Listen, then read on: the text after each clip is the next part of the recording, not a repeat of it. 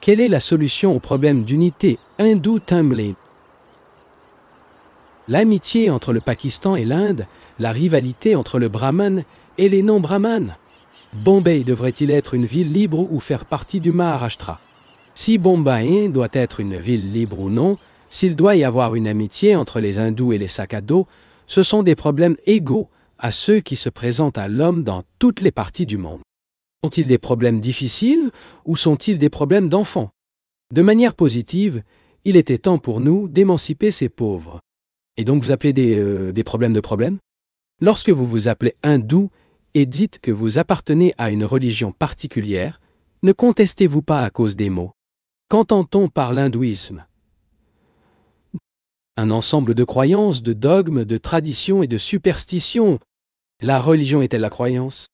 La religion est la recherche de la vérité, et les hommes religieux n'ont pas ces idées stupides. Celui qui cherche la vérité est un homme religieux et n'a pas besoin d'étiquettes comme hindou, musulman ou chrétien. Pourquoi nous appelons-nous hindouistes, musulmans ou chrétiens? Parce que nous ne sommes pas vraiment religieux en absolu. Si nous avions l'amour, si nous avions une carité dans nos cœurs, nous ne ferions pas le moindre cas de titre, et c'est la religion. Parce que nos cœurs sont vides, ils sont remplis de choses enfantines, qu'ils appellent les questions des questions. Franchement, c'est un manque de maturité. Si Bombay devait être une ville libre, s'il devait y avoir des blahs et des non-brahmanes, ce sont les moments de moments où ne sont qu'une façade derrière lesquelles vous cachez. Après tout, qui est brahman? Bien sûr, ce n'est pas celui qui met les robes sacrées. Brahman est l'homme qui comprend qu'il n'a aucune autorité dans la société, indépendante de la société. Cela n'a pas de cupidité, qui ne cherche pas le pouvoir, qui est en marge de toutes sortes de puissances. C'est Brahman. Sommes-nous des gens comme ça? Nous ne sommes pas, bien sûr.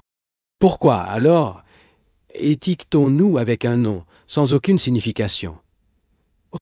Nous faisons en effet, cela apporte des avantages, nous donne une position dans la société. Un sage n'appartient à aucun groupe. Il ne vise pas une position dans la société, car elle ne fait que la guerre. Si c'était vraiment sage, peu de noms que vous vous donneriez, il n'adorerait pas les étiquettes.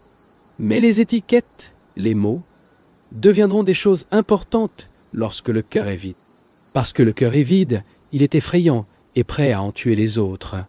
Il s'agit d'un problème vraiment absurde dans les moshlins d'hindousie.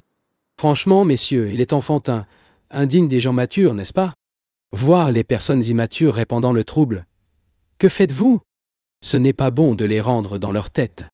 Ou essaie de les aider ou de s'éloigner, les laissant être désarmés à l'aise. Comme ils aiment vos jouets, vous retirez et construisez une nouvelle culture, une nouvelle société. Le nationalisme est un poison, un patriotisme narcotique, et les conflits du monde constituent une distraction des relations directes avec les gens. Si savez-vous cela, pouvez-vous continuer à condescendre avec ces choses? Si vous vous en rendez compte clairement, il n'y aura plus de division entre hindous et musulmans. Notre problème est donc beaucoup plus large que la question de Bombay devrait être une ville libre. Et donc, nous ne nous absorberons pas dans des problèmes stupides, laissant de côté les problèmes vitaux. Les problèmes vitaux sont très proches de nous.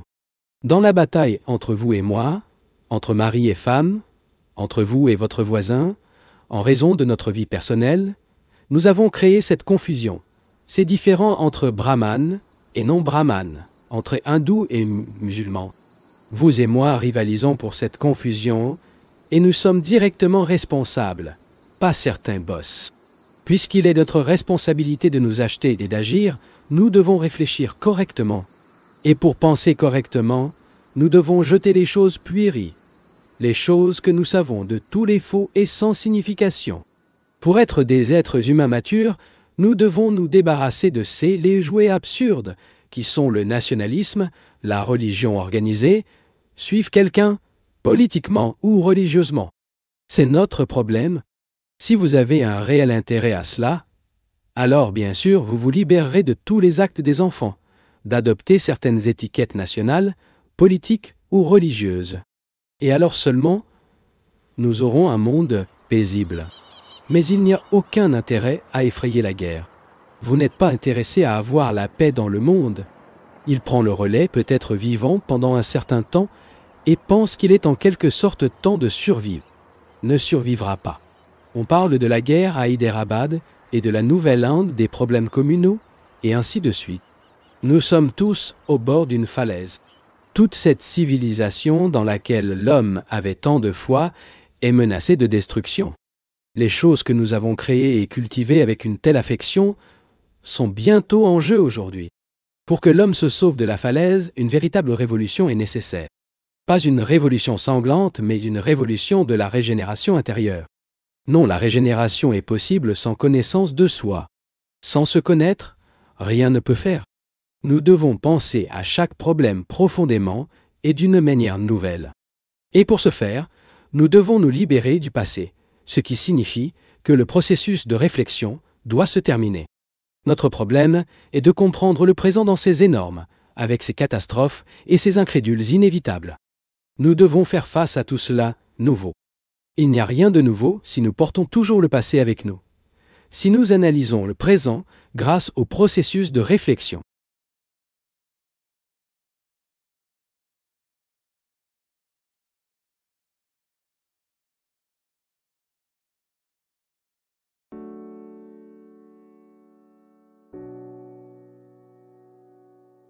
Il est dans toutes les manières difficile de comprendre les subtilités et les complexités des relations humaines. Même lorsque nous avons beaucoup d'intimité avec une personne, il est souvent difficile et presque impossible de vous accorder de vrais sentiments et pensées. Cela devient moins difficile lorsqu'il y a de l'affection, quand il y a de l'amour entre deux personnes, car il y a alors une communion immédiate, simultanée et au même niveau. Mais cette communion est refusée lorsque nous discutons ou écoutons le niveau verbal. Il est difficile d'établir cette communion entre vous et moi, car il n'y a pas de communion. Il n'y a pas de réelle compréhension parmi nous. La communion cesse d'exister lorsqu'il y a de la peur ou des préjugés. Parce que, dans ce cas, un mécanisme de défense entre en service.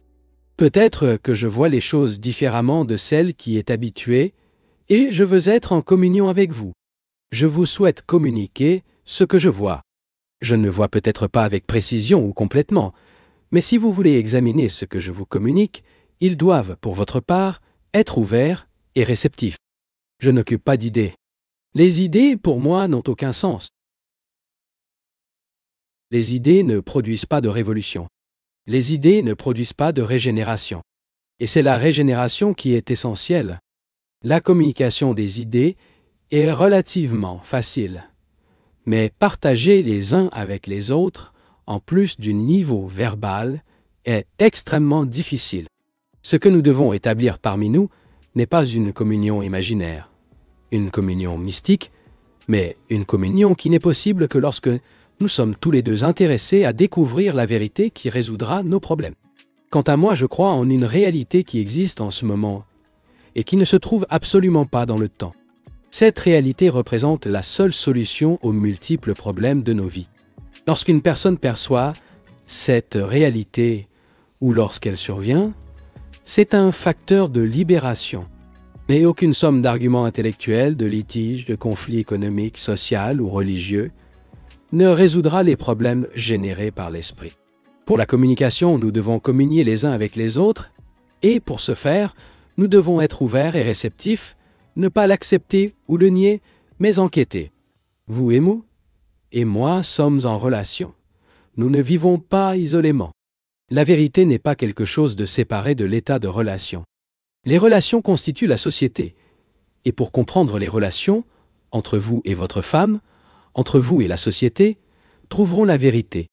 Ou plutôt, la vérité vous arrivera leur apportant la libération de tous les problèmes. Ils ne peuvent pas trouver la vérité. Ils doivent le laisser via vous. Et, pour que cela se produise, un esprit n'est plus dérangé par l'ignorance. L'ignorance ne signifie pas le manque de connaissances techniques, le manque de lecture de nombreux livres philosophiques. L'ignorance est le manque de connaissance de soi.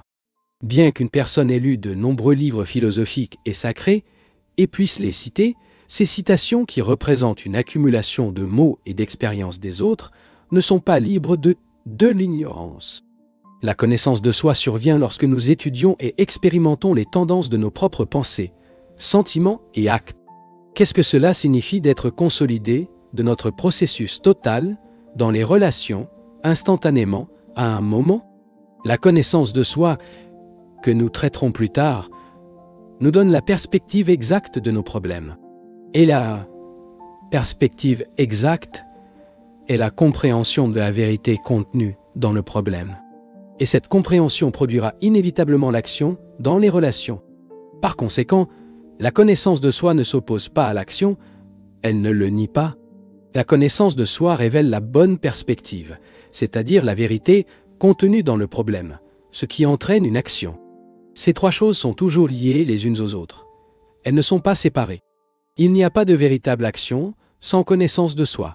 Si je ne me connais pas, il est évident que je n'ai aucune base pour l'action. Ce que je fais, c'est une simple activité, une réaction d'un esprit conditionné, et donc sans signification. Une réaction conditionnée ne peut pas nous libérer ou mettre ordre dans le chaos. Le monde et l'individu sont un processus unique. Ils sont opposés les uns aux autres. Et l'homme qui essaie de résoudre ses propres problèmes, qui sont les problèmes du monde, ont bien sûr besoin d'une base pour sa réflexion. Je pense que c'est assez clair. Si je ne me connais pas, je n'ai pas la base de la réflexion. Si je ne connais pas moi-même, cette activité ne peut que générer des souffrances et une confusion. Ce qui se passe exactement dans le monde de nos jours. Dans ces conditions, l'enquête qui nous mène à la connaissance de soi n'est pas un processus d'isolement. Ce n'est pas un fantasme, ni un énorme luxe. Au contraire, c'est une nécessité évidente pour l'homme du monde. Pour les pauvres, les riches et pour celui qui veut résoudre les problèmes du monde.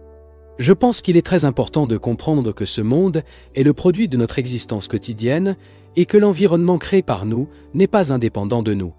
L'environnement existe et nous ne pouvons pas le transformer sans nous transformer. Pendant cela, doit comprendre nos pensées, nos sentiments et nos actes dans la vie relationnelle. Les économistes et les révolutionnaires veulent changer l'environnement, sans changer l'individu. Mais le simple changement dans l'environnement, sans nous comprendre, n'a aucune signification. L'environnement est le produit des efforts de l'individu, étant liés les uns aux autres.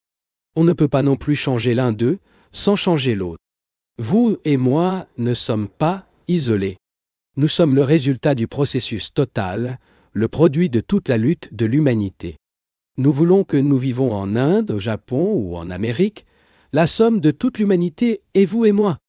Nous pouvons être conscients ou inconscients de ce fait. Pour effectuer une transformation révolutionnaire dans la structure de la société, chaque individu doit se comprendre comme un processus total et non comme une entité isolée et distincte. Ceci est très clair. Nous pouvons continuer à étudier la nature de l'esprit humain et de l'homme. Mais ça doit être très clair. Pour l'homme qui cela semble réel, qu'il ne puisse pas y avoir de révolution complète dans le monde à un niveau unique, économique ou spirituel. Une révolution totale, une révolution fructueuse, ne sera possible que si vous et moi vous comprenons comme un processus total. Vous et moi ne sommes pas des individus isolés, mais le résultat de toute la lutte de l'humanité, avec vos illusions, vos fantasmes, vos désirs, l'ignorance, les différences, les conflits et les misères. Nous ne pouvons pas commencer à changer les conditions du monde avant de les avoir compris à nous-mêmes. Si vous vous en rendez compte, vous vous donnerez immédiatement une révolution complète. C'est donc inutile, Guru, parce que la connaissance de soi a lieu par minute. Ce n'est pas une accumulation de choses entendues d'un autre et ne se termine pas par les préceptes des instructeurs religieux. Lorsque l'individu se découvre, instantanément, à un moment, dans ses relations avec d'autres personnes, ces relations assument une signification entièrement diversifiée. Les relations deviennent une révélation. Processus d'autodécouverte constant. Et cette autodécouverte entraîne l'action. La connaissance de soi ne peut donc venir que par des relations et non par isolement. Les relations signifient l'action et la connaissance de soi est le résultat d'une perception lucide en action.